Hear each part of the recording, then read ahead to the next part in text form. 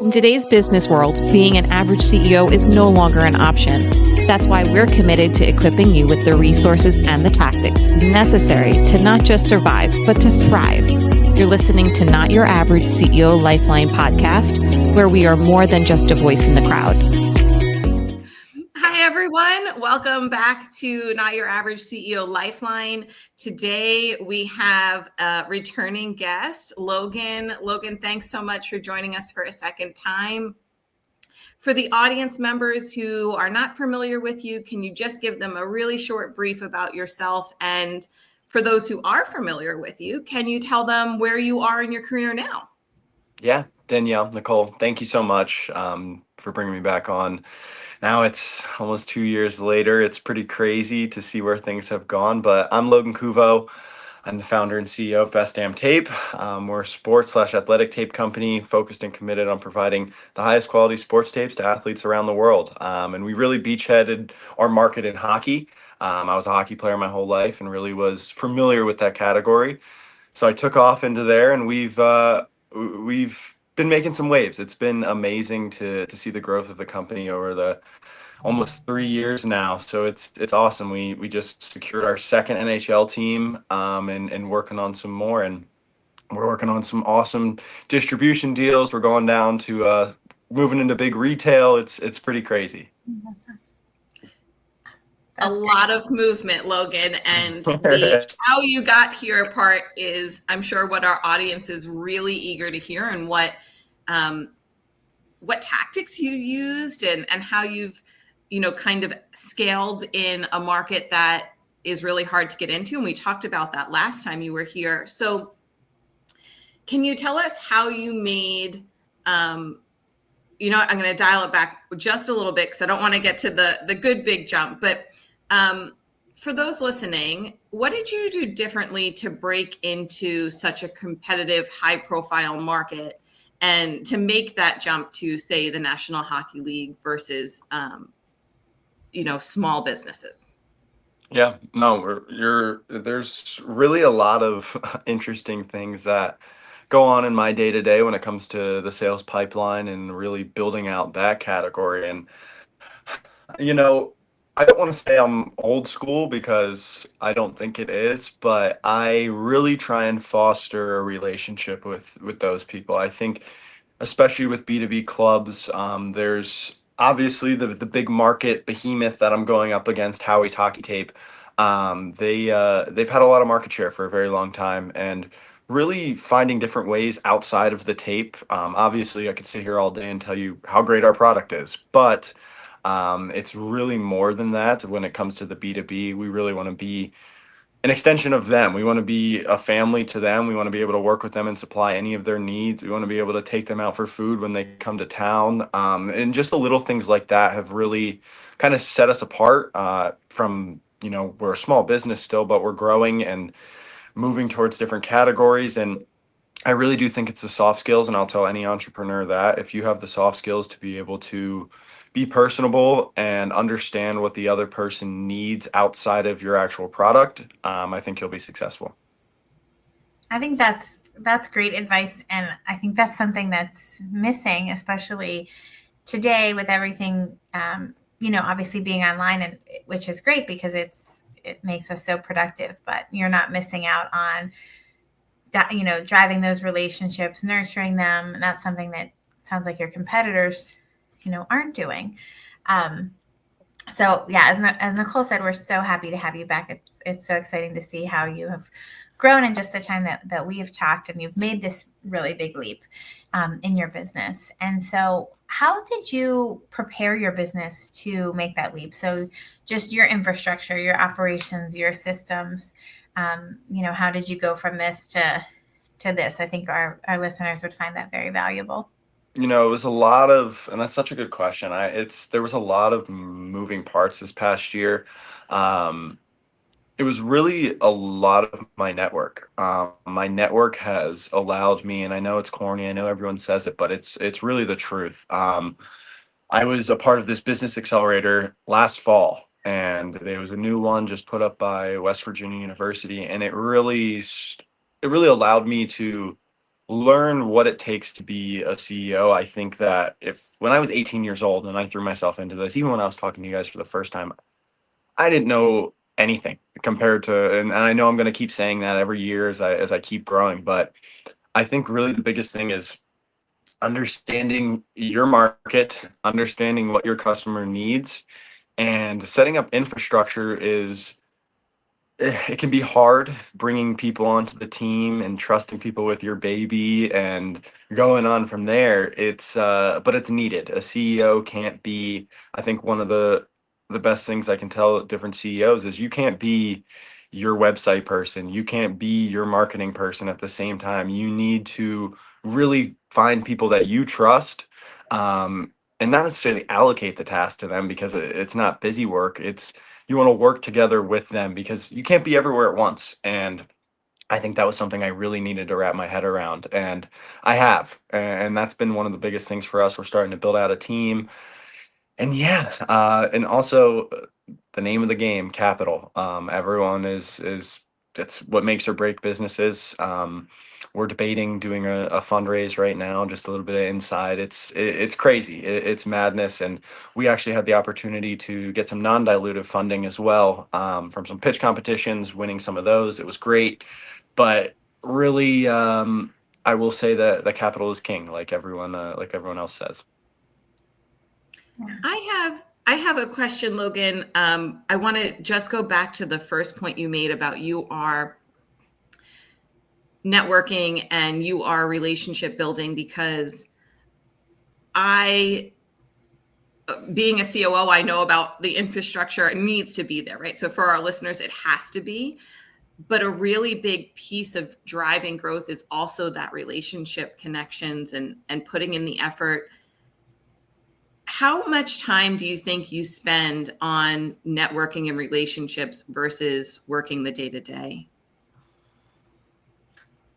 I think honestly, I want to say selfishly, it's probably a nice 50-50 split. That takes up a fair amount of my day, but it's like even in college, because I'm still a college student heading into my senior year, and I don't mean to sound standoffish in any way, but you really need to take advantage of everything that is thrown in front of you at college. Everyone is there for your needs, your disposal, and it's the biggest thing that I can recommend is starting a business in college. You start a business in college, it fails, whatever. You have more experience than the next person to be able to go and get a corporate job. If you want to go work at a corporate job, if you want to go work at another startup and get a big role, you can also do that. It's extremely rewarding. I feel so blessed that I'm in this opportunity and I have the capabilities to do this. And I think I'd say a 50-50 split, and healthily, because it's just as important as all the back end and day to day that you do with the business.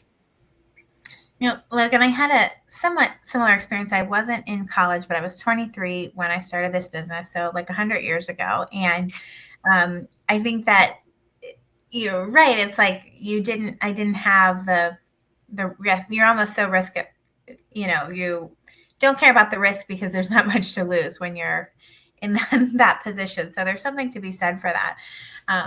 But I'm really curious because, since we last talked, you're now dealing with decision makers, high-level decision makers in the NHL. And you're the one that's building relationships with them and doing that. So how do you handle working with these very high-level executives in these major organizations, being, so young yourself? What advice would you give with that? Another amazing question. There's been I've just been in some rooms lately that I've just like, not necessarily imposter syndrome, but I'm just like, where am I right now? And it's pretty crazy to be a 21-year-old and be in negotiations with Walmart and sit with the director of sourcing there and do those things. But I think, there's a few ways you could look at it. I think some young kids don't want to, if you're young and you're going in there, you want to be super buttoned up, super professional, and really try and match your level. But I don't want to necessarily say I'm the complete opposite. I'm just who I am.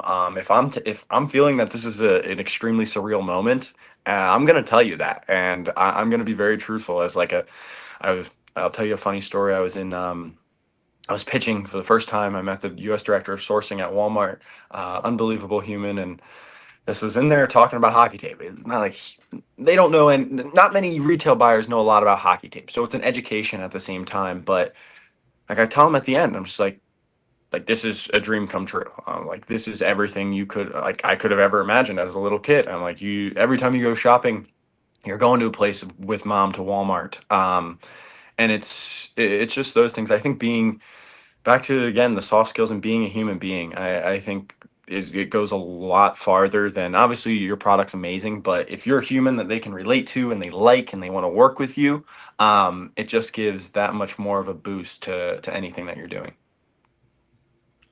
I want to share a story with you, Logan. I don't think Danielle even knows this story. To not feel like that imposter syndrome or just my experience that I had. So I had started a business right out of college for weather forecasting and consulting. And one of my first, I guess I was maybe 22, 23, the same.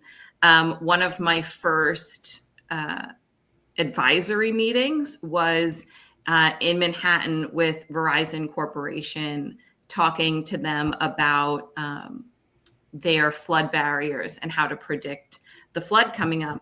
And I had just been myself, like brought my laptop, brought my hookup, and they were like, you have a hookup? Like, how do we, I'm like, this is Verizon. Like, how do you not know I have a hookup? Like, and a presentation, right? So being, I had that moment where it was like, I'm just being myself. I'm here and they're asking me questions. Just being the best prepared and being myself would be the same advice I'm sure you're giving, right? It's just to be who you are and feel confident in that because you're in that room for a reason. So that's the story I share with you too, is it's eye-opening and to just be present in the moment and absorb as much as you can. So thanks for sharing your story. And, Absolutely. it was the same takeaway for me. So what I want to talk a little bit more about the infrastructure because we did skip over that. I skipped over it a little bit talking about relationships. Yeah. So let me dial it back. I'm trying to ask you a question, Logan, about like which infrastructure you started with and why, and if you would give the same advice to other business owners to whether you look at did you look at delegating first? Did you just make a decision based on what the company currently had? So I need more website help, right? How did you start to piece these infrastructure help pieces together? I could get very, very into the weeds about all of that. And definitely with, I'm very conflicted about the whole fundraising aspect as well. I would say bootstrap as long as you can, as a founder, and that obviously lowers your capability for a big infrastructure. But I think keeping costs lean, and also being effective with your marketing is the biggest thing. But really, when it came time for us to do that, I was testing ads by myself and just kind of dumping money into nothing. I didn't know what I was doing. I was up and trying to do these things, push more people to the website, and that was our big push. So to start everything, I don't know if I mentioned it last time, but a lot of our business was B2B, straight B2B. The bulk sales were really big for us when we're selling for $4 a roll, $5 a roll. The bulk sales really did help us, but now after reevaluating everything and starting to move into retail markets, we need to have just as strong D2C presence as we do B2B. And during this time, this summer, we've really been trying to push more to the direct to consumer side and laying out different things on if it's getting an ad agency to work for me. I've been bouncing around from 5 different ad agencies trying to see which one works best and which one's going to work for us long term. I think just another piece of advice, if you're ever going to outsource anything or contract anything to anyone, like make sure you have, back to the thing again, make sure you have a good relationship with them and they're not just a shark taking your money, and you want them to be able to grow with you as a startup company. And yeah, so there was a lot of different things, and we were hoping to bring on a fractional CMO sometime here soon, and start delegating a little more tasks that I have on my plate over there. Love that you mentioned fractional CMO because we are all about the fractional space. What tangible takeaways could you give to our audience who are looking to scale industry wide to become that market leader or competitive in their market? What are 3 tangible things you would tell them to start doing today? I think one, you need to leverage not necessarily the bigger companies, but you need to go and try and collaborate with people. I think collaboration is some of the biggest upside, especially with Instagram now and allowing collaboration posts. Basically, your audience can be filtered into a whole other company's audience, and if you can score a big deal, that is very good for your market, B2B and D2C side. So definitely be open to collaboration. Don't have to shut everyone out. Another one, I would say back to be prepared, be ready. You would want to stay ready, then have to scramble around and get ready really quick. And that's where we kind of are right now with hopefully heading down to Walmart Open Call in Bentonville. We're just getting ready. We're making sure we're ready in October. If we need to make that big push to scale. And the third thing, I would say make sure past what your company is at the day that you're scaling. I'd say make sure you have a growth plan set up. You have a long-term strategic goal that not necessarily drives more revenue, but keeps growing the business overall. It's obviously everyone wants revenue, profits, but you really want to grow the brand. You can't have a huge brand that'll be around forever without the story. I think anymore. I think today's social age, you need a story. You need someone there to really be able to back it. And yeah, I'd say those are some of the 3 things that I would say. I think they're amazing 3 things and takeaways that lead to other things, right? So Danielle and I recently talked about dreaming not for 2x, but for 10x. 2x is small, it's safe, but is it going to really scale you in a way that you want your business to grow? So that really aligns with what I have been thinking about and really preaching about, because I think it's really important to think bigger and Absolutely. set yourself up for bigger, right? It's not only preparing the business, preparing the team, preparing your operations. It's everything that starts from the foundation up. And I think it's sorry to cut you off, but No. with us, like we want to be in every locker room worldwide for every sport. Like that is our goal. We want to be, when someone sees tape on a gymnast or a rock climber or a jiu-jitsu fighter or a boxer or a football player, we want that to be our tape. More in like kind of like a Red Bull approach to having all these sports, all these awesome athletes be a part of the brand, and they knocked it out of the park. And Red Bull still does it amazing. Just going back to what we were saying about, hiring fractional folks and sort of, filling in those gaps. You had talked about being challenging, just kind of letting things go, learning to trust folks. We see this all the time because it's what we do. So we'll see folks that are, need a virtual assistant or need a fractional person, but they're reluctant because it's like, I'm letting my baby go. How are you going to handle this? So I'm just curious for you, because you've seen that you've needed to do that in order to continue to grow. What sort of strategies did you use to help yourself get over that hump? Yeah. Wow. It's definitely, it's interesting, and you're exactly right. Like I said, it's your baby. You can't necessarily trust anyone with holding your baby, and it's so hard because I'm very critical down to a T. I'm very oriented now as a human, and I try to lay back on it sometimes, but it's just how I am, especially about the company. And I think really when you find the right person, you will know and you'll understand that their goals are very value aligned with what you have in mind.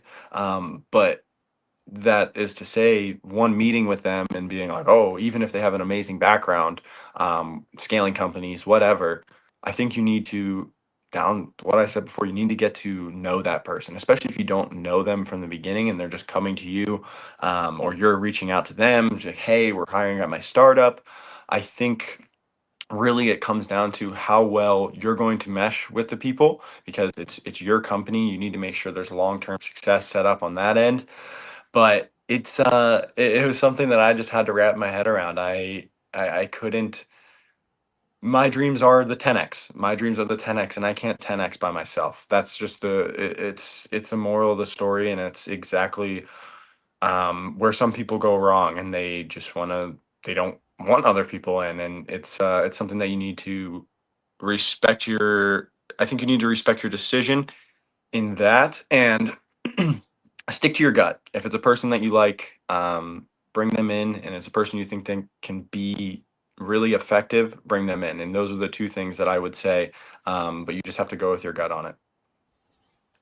So going with your gut and thinking 10x, before we get to our last question, which I'll ask if it's changed since last time we spoke to you, can you talk to our audience just about mindset? I'm curious to understand, like, where's your mindset on a regular basis? Do you manifest or have any type of things that you write down, that you visualize? How do you internally want to achieve No, 10x and foresee it, you know? no, absolutely. I'm a little bit of a nutcase. I definitely, it's all I think about every day.